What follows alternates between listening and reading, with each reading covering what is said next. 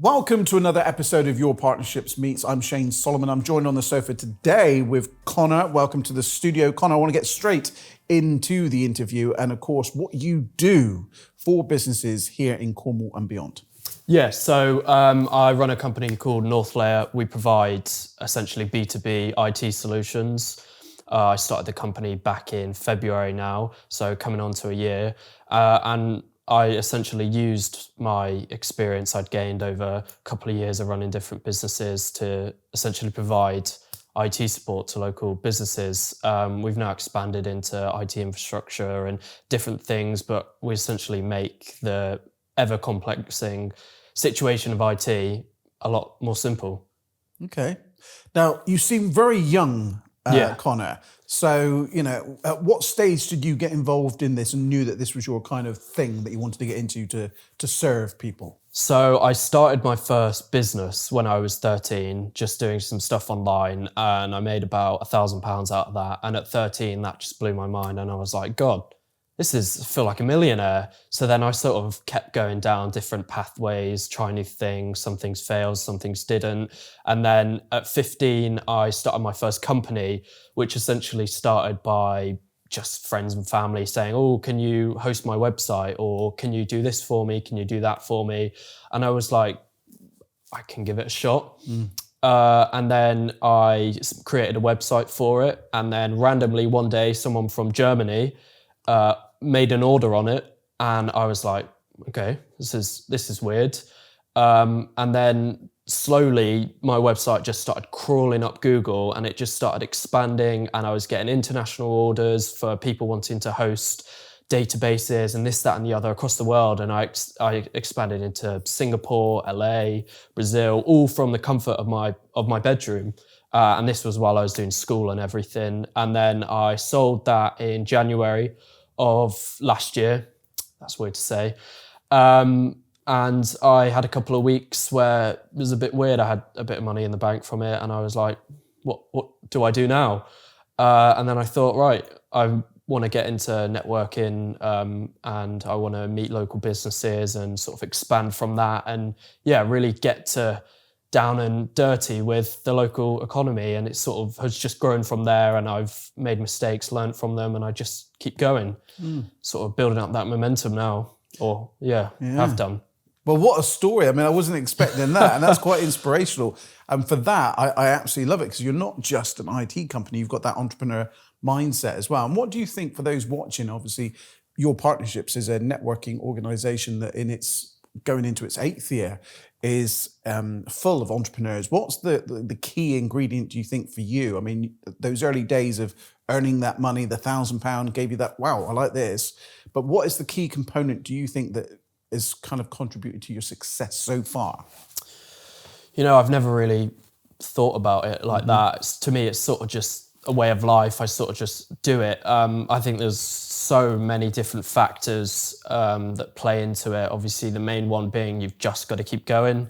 No matter what happens. Obviously, being younger in business, there's different challenges that I overcome. I don't see it like that. I just work out the solution and keep moving forwards. I never really think of it from that point of view. It's just the job at the end of the day, and it needs to be done. Now, your face is definitely getting recognised around the network, of course. I see you at many of the events last year and going into this year. What have you got out of it mostly so far, and how long have you been involved with Your Partnerships in particular? So to date, I haven't spent a penny on marketing. It's simply been, I just started turning up. I turned up to my first ever networking event before I'd even started the company. I just had an idea at the time. And it was the Roach Open House, which was an interesting one to start. Yeah, and I didn't even realise you had to stand up and talk. Warren just said, right, come along to this. And it was absolutely frightening to stand up and try and sell yourself before you even knew what you wanted to do. So I haven't spent a penny on marketing, and I just, whenever I can, I turn up to a networking event, and I just go and it's not even networking anymore. It's just turning up, seeing friends, fresh faces, and just talking about what you do every day. It's been a fantastic opportunity to get involved in. Yeah, I'd recommend networking to anyone. Me too. I mean, it's my passion. I mean, I Yeah. built my whole business on networking, and very much like you, spent very little on marketing. And any marketing that I have done is purely just to support other people, whether that be an advert in a local pantomime program, Yeah. things like that, you know, or supporting a local pool team. That's more kind of philanthropy more than having to do it for marketing. But no, very, very interesting. Yeah. And what does 2025 look like for Connor then? What's the kind of plan over the year? I think definitely world domination. That's the plan. I like it. No, I've sort of spent this last year, the way I see it, 2024 was building the foundation. I've now got a good network behind me, some good, reliable clients. I want to really go out. I want to engage in the community. I want to expand the business, take on more staff. That's the thing. For that business, I've also got new ventures as well, which I've been working on over Christmas. And for me, it's a really, really exciting year because it's now that first real step where January the 6th was the day everyone's back in the office, and it's now right on the phone and get the work done. Absolutely, the Wolf of Wall Street. Get on those phones, get dialing, get earning, you know? Exactly, yeah. I just want to pick up on the thing you said there about when you went to the first open house at Roach Victoria. Now, I think, and I hope you will agree with me, that networking, in particular your partnerships, is great for getting feedback on ideas. Yeah. So as entrepreneurs, we have ideas all the time. You know, some can be good, some can be great, and some can be really bad. But it's great to have the sounding board of, you know, people that are in business that can give you a bit of feedback so you don't have to invest too heavily in an idea before testing it in the marketplace and see if there's a bit of demand for it, don't you think? Definitely. I mean, you come across hundreds of people every week that have come from all different walks of life, different experiences. Some people may have even tried those ideas, know exactly what works. I mean, to have that pool of talent, to have access to being so welcoming with their ideas and their experiences, I mean, you don't find that anywhere else.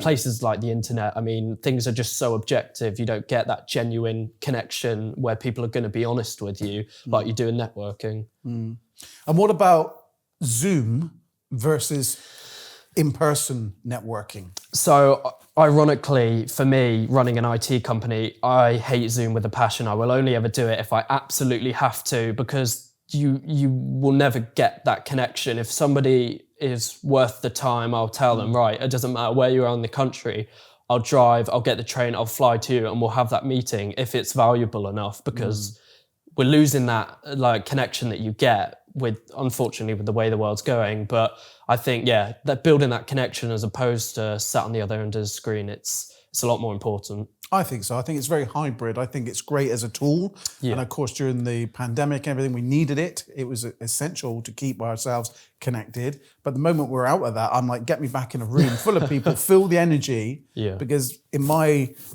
belief, everything is energy. So we resonate on a frequency level, on thought. And I think once you're in a room full of people, you can't help but feel that energy. Certainly at an open house event and at a networking event with your partnerships, the buzz is always great. I mean, if you was to sum up to someone watching this who's been thinking about coming along to one of our events, how would you sum up that atmosphere? It's just so welcoming. It almost feels like a party where there's 50 people in a room, but you can just walk in and you feel like you belong there, and you can just strike up a conversation with anyone, and then it's just momentum. It doesn't matter. I mean, I'm speaking from experience here, where I just walked straight into the room, recognized someone I vaguely knew, and I just had that first conversation, and then someone came along, and it was just so comforting. It felt like I'd been doing it for years, as scary as it was. Yeah. No, that's great, because we want people to do or pick up from this that it's okay to come along, because there's a lot of people that watch these sort of videos online and they want to come along, but they're scared. They're scared of coming out of their comfort zone. Yeah. And I have a great saying that I've picked up that, you know, to get comfortable, we have to get uncomfortable. But it really is, just like you said, you feel welcomed. That's a big key takeaway I think I want people to get from this interview with you at one of our events. Yeah, definitely. I couldn't agree more. Superb. Now, look, I want to just bring this to a close now, but before I do, just let us know what type of companies you're looking for and how people get hold of you. So are you in the small, medium-sized business sector? Are you looking for the large organizations? What are you looking for? And what's the best way for people to communicate with you? Yeah, so we work with primarily companies across the Southwest. We do everything from tiny 2 or 3 person businesses all the way up to the public sector and large organizations. We structure our pricing differently so we can cater to everyone. I mean, we've branched out in a lot of different ways now, so we don't really have as much of a niche as we used to when we started. But I mean, you can find me out and about. I'm here, there, and everywhere at the moment. Yeah. LinkedIn's always a great way to connect with people. A website, phone number. I mean, yeah, it's an IT company.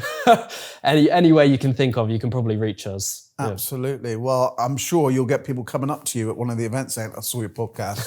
You absolutely crushed that. Drop the mic. Absolutely amazing. Well, look, Connor, you're very inspirational. In fact, this has been much, much better for me than I even thought it was going to be. I love doing these anyway to find out what makes people tick. But you've got a great story, and I look forward to seeing it expand even further. So, Connor, thank you very much. It's a pleasure. Thank you.